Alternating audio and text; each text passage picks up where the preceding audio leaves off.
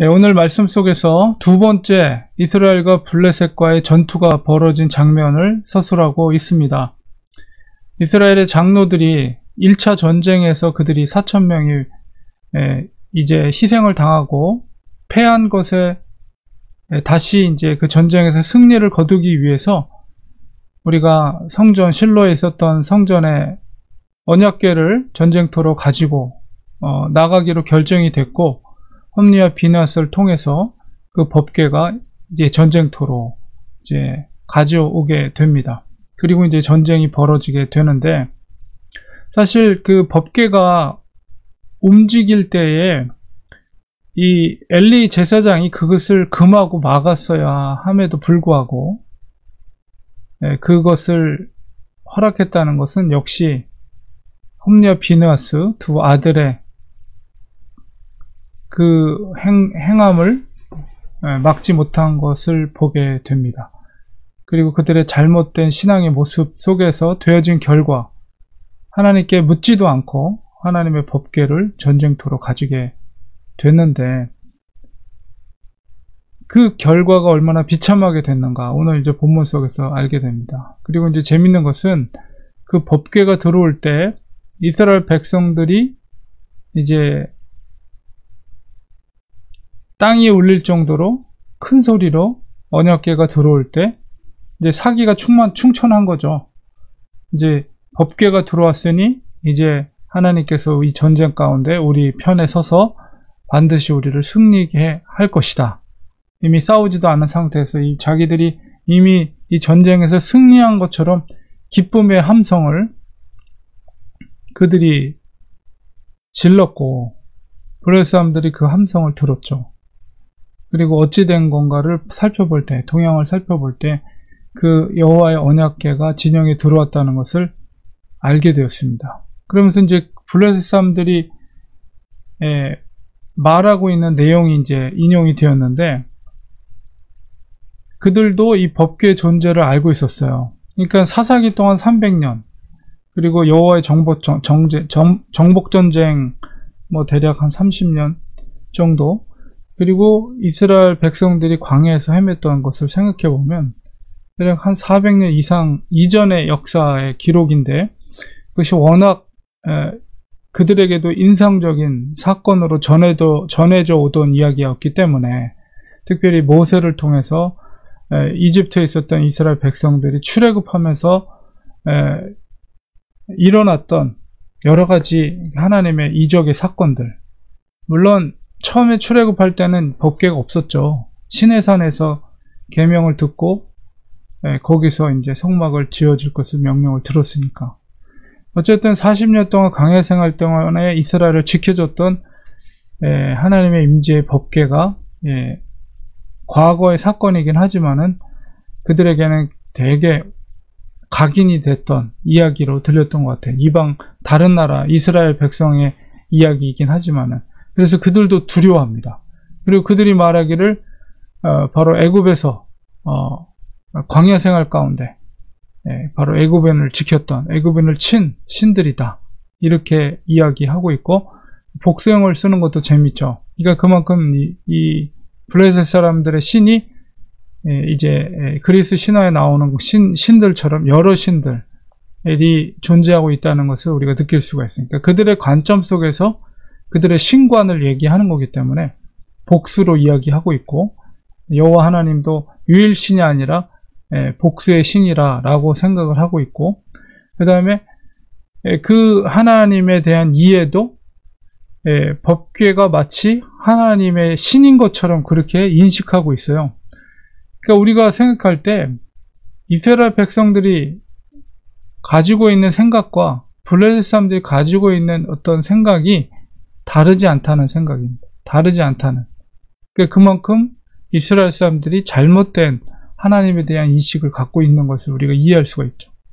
하나님의 법궤가 있다고 해서 그것이 하나님의 존재라, 그 자체가 하나님의 존재인 것처럼 블레셋 사람들이 말하고 있는 거죠. 이스라엘 사람들도 동일하게 마치 하나님의 법궤가 하나님 존재인 것처럼 그렇게 그들이 잘못 알고 있다는 거예요. 그러니까 하나님을 섬겼던 백성들도 그들이 얼마나 잘못된 생각들을 갖고 있는가에 대해서 하나님께서 그들에게 교훈을 하는 전쟁을 벌이게 하셨다.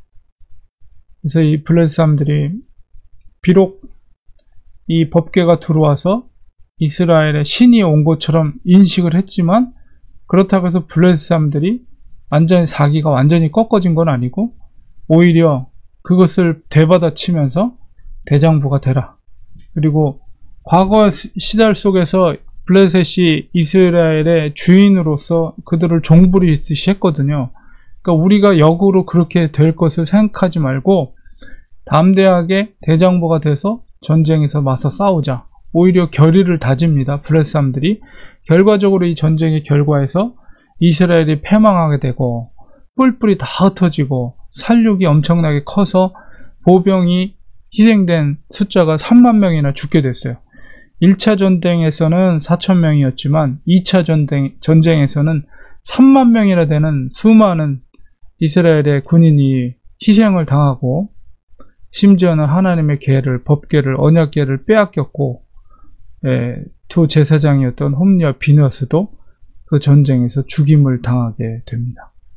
엄청난 피해를 당하게 된 것이죠.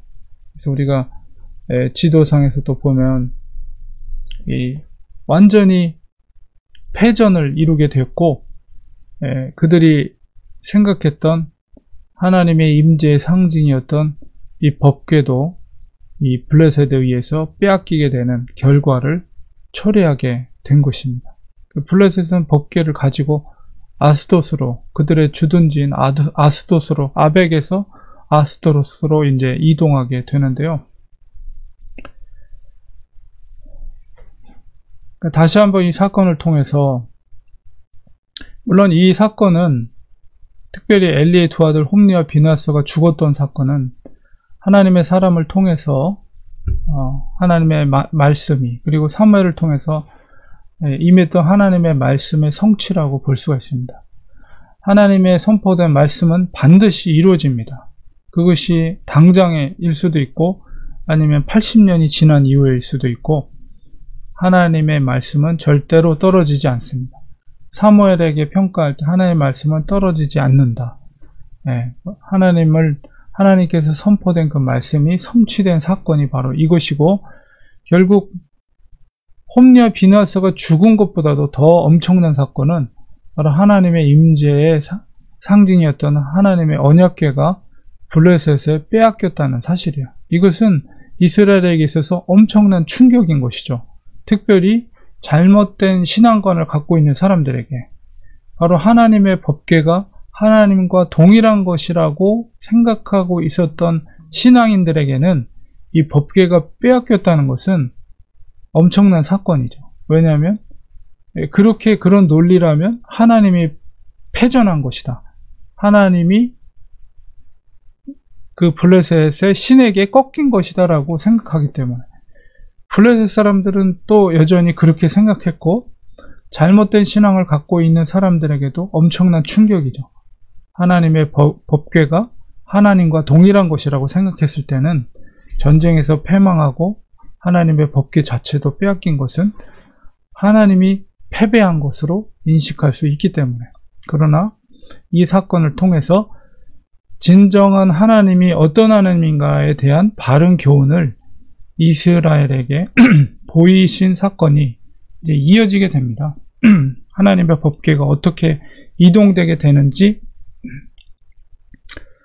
설명되는 사건이 바로 이어지게 되죠. 그래서 법궤 이동 경로가 다시 이제 이어지는 말씀 속에서 결국 다윗이 예루살렘으로 옮기기 이전까지 기랏 여아림에 오랫동안 머무르게 되는 그런 사건이 이어지게 됩니다. 그래서 참된 신앙이 무엇인가, 그것을 다시 한번 이스라엘 백성들에게 깨닫게 하는 사건의 성취이면서, 엘리의 가문이 이제 완전히 몰락하고 하나님의 새로운 종인 사무엘의 시대가 활짝 열리게 되는 상징적인 사건이 바로 홈리와 비느하스의 죽음과 또 하나님의 법궤를 빼앗긴 사건이다. 이렇게 볼 수가 있습니다. 그래서 우리는 이 구약의 이 이스라엘의 역사 가운데 이스라엘 백성들 앞에서 하나님께서 역사하시는 그 모습 속에서 하나님이 진정 백성들에게 원하는 신앙의 모습이 무엇인가를 우리가 다시 한번 인식하면서, 오늘날도 역시 마찬가지예요. 하나님이 우리에게 원하시는 믿음의 모습이 무엇인가 라고 했을 때 그것은 언약을 끝까지 신뢰하는 거, 언약을 지키는 거예요. 우리 중심 가운데 그 마음판에 하나님의 말씀을 새기고 그 말씀이 나의 삶을 주관하고 나의 생각과 모든 행동과 판단과 삶의 결정과 가치관에 있어서 그 약속의 주님의 말씀이 워킹할 수 있도록 그 말씀에 겸손하게 부복하는 것이 하나님이 우리에게 원하시는 것이라는 것을 이 이스라엘의 역사 가운데 임하시고 일하시는 하나님을 통해서 깨닫게 됩니다. 우리도 그런 신실한 하나님 앞에 언약 백성으로서의 온전한 삶을 살 수 있는 우리가 되길 원합니다. 기도하겠습니다. 하나님 아버지, 이스라엘 역사 가운데 일하시는, 또 계시하시는, 말씀하시는 하나님을 통해서 하나님께서 이 시대 가운데 우리에게 원하시는 신앙의 모습이 무엇인가를 우리가 다시 한번 새기게 됩니다. 하나님, 주께서 우리에게 말씀하신 새로운 계명을 우리의 마음판에 새기게 하시고 그 말씀 앞에 우리가 겸손하게 부복하고 그 말씀에 순종해 나갈 수 있는 저희들 되게 하소서. 하나님을 진심으로 우리 중심 가운데 인정하고 또 우리의 삶의 주권을 주께 맡기며 우리 속에 내주하신 성령님의 음성에 귀 기울여 그 뜻대로 살아가는 저희들이 되게 하여 주시옵소서. 예수님의 이름으로 기도합니다. 아멘.